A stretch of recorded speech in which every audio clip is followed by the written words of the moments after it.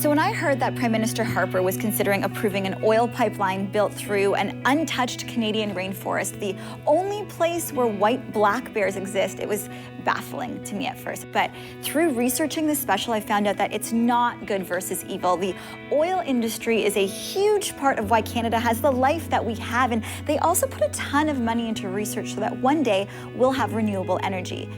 Should we be building a pipeline through the Canadian Amazon? Is it worth it? I need to investigate it myself, and to be quite honest, this story has become a huge passion of mine over the last few months, and I'm really stoked to share it with all of you.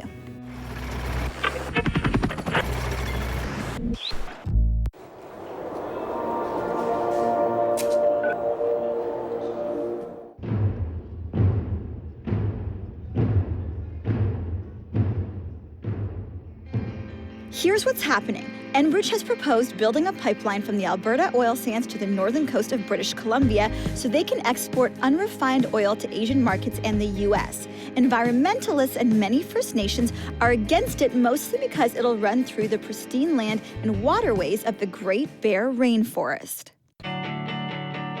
The Northern Gateway Pipeline is an Enbridge project, and we reached out to them for an interview several times, but they said no. You will, however, see statements from them throughout the show, and for more information, you can always go to their website at northerngateway.ca. So off I went to the West Coast. We swooped in and landed on the Great Bear Sea at the King Pacific Lodge. From this seasonal floating eco-lodge, I could explore all the wonders of the Great Bear Sea and travel the actual route the tankers would take.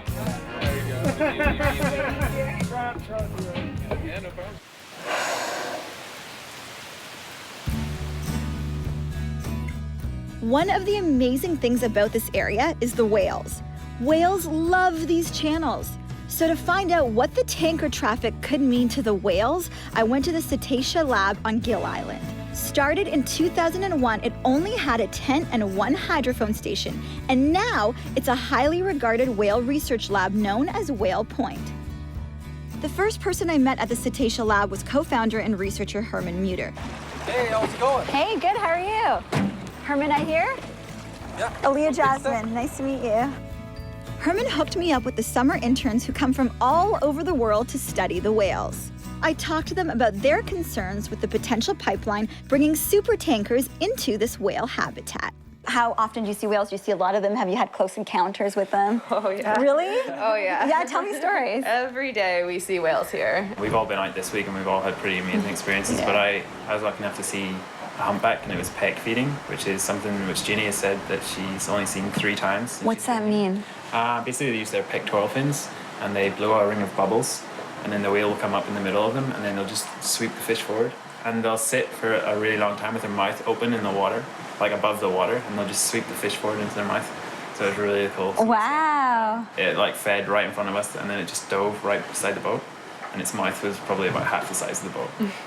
Wow. Why are the waters here so unique, do you think? There's not a lot of human activity around here, and that's really important for the whales because they really depend on a quiet environment to like echolocate and communicate with each other. So this is one of the few areas where there's not a lot of boat traffic. So which could change. If the pipeline gets built through here, there's something like 200 tankers going to be coming through here a year, right? What does that mean for the whales? Everything. Why? Why? Explain it to me. Like acoustically, so because they live in water, they can't really see that well, so everything to them is acoustic, so their hearing is like way more advanced. So having like such a large oil tanker, because they're so big that they operate at the same frequencies that the whales communicate over. So if you've got an oil tanker that's spending like, it would take a couple of hours to come through here, and you're gonna have that big, it basically blankets the same frequency that the whales want to speak on. They find that whales are like increasing their like amount of energy they have to use to try and communicate. So basically they're basically trying to scream over the noise. Each family has its own different dialect, and so just by hearing them, we can sometimes isolate that sound down to like a group of 5 or 6 whales maybe. Sounds like a David Guetta soundtrack. Yeah. It's like... So that's a killer whale. Yeah.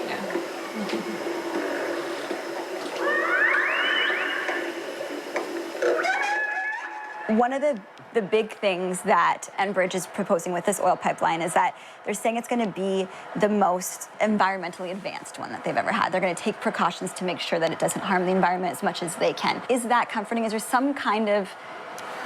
No. Why? It's still oil traveling through a pipe, and it's still an extremely large vessel carrying oil. Like this, you can't take that away from it ever. They can't advance it so that it's not going to damage. They can't make it not oil. No.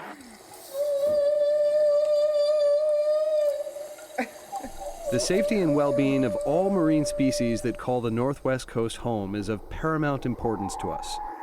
To avoid acoustic disturbances, all tankers will be required to reduce speed as they travel through the channels to Kitimat Terminal.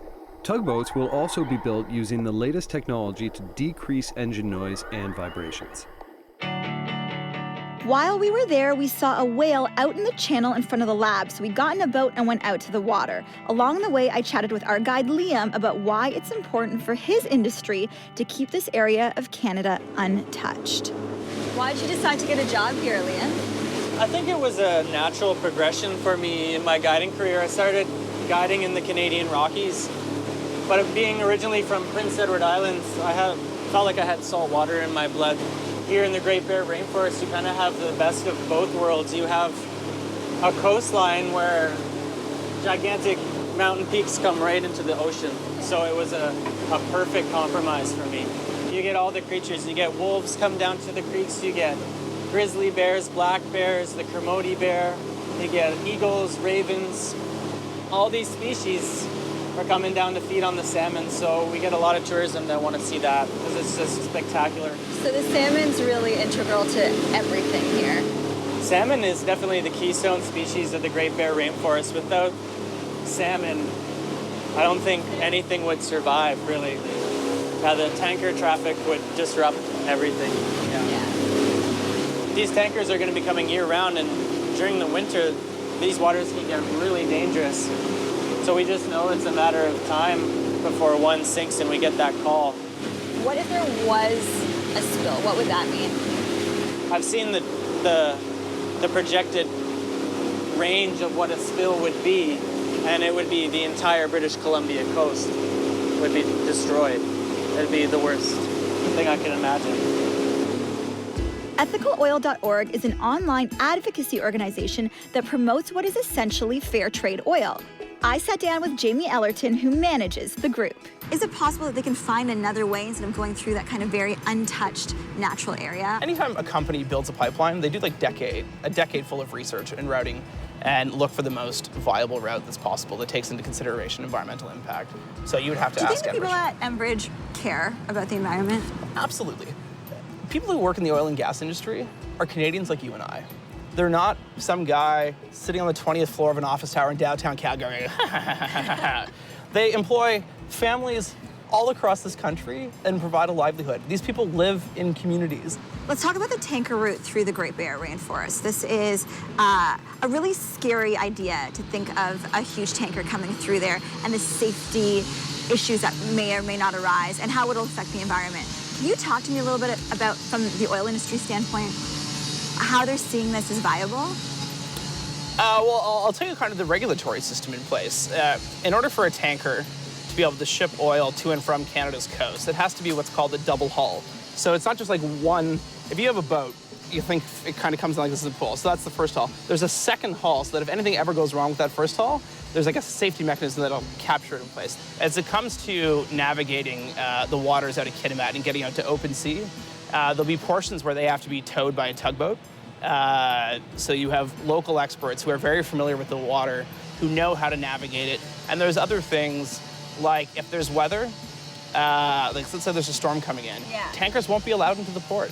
Tankers will have to wait out at open sea until the weather clears. There's Transport Canada back in February released a study showing that the marine traffic there is perfectly safe. It can handle these tankers safely. There's thousands of pages of regulatory requirements that any ship or pipeline company are going to have to meet in order to ship this oil out to market. Why do we need to ship that oil? Like, if we just used our own oil and ourselves and didn't ship it, then we wouldn't need the tankers. We would just need the pipeline, and it would take away the whole tanker aspect altogether. We produce goods in Canada and export it so that we can have and enjoy the life of prosperity that we live. The oil sands represent a tremendous national opportunity for Canada's economy that'll employ hundreds of thousands of Canadians. I'm not talking 20 jobs here, 30 jobs there. Hundreds of thousands of Canadians can be employed by the oil sands industry if we build the infrastructure and pipelines to get our oil to market. How can environmentalists like yourself be so hard on this pipeline getting built here when the boats all use oil and you land planes with oil?